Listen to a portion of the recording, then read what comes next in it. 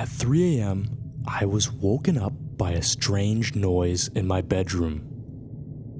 It appeared to be coming from the AC unit on the wall.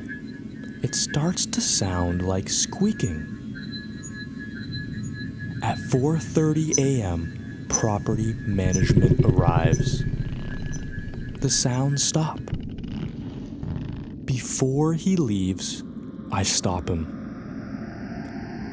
I tell him to wait 5 minutes. 5 minutes go by without a sound. As he's about to leave, I press my finger into the garbage bags stuffed into the hole in the wall, connecting the AC to the outside. I feel something touch the tip of my finger, and I immediately retract my hand. The garbage bags start moving.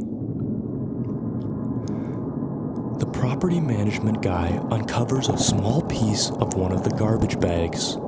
His head whips back as bats swoop into the bedroom. I rush to close the door as he starts swatting them from the air.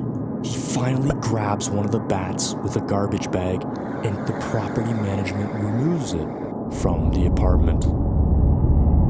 At 5:30 a.m., I called a cleaning team and a repairman to clean and close off the hole in the wall. 6 a.m., I can finally rest.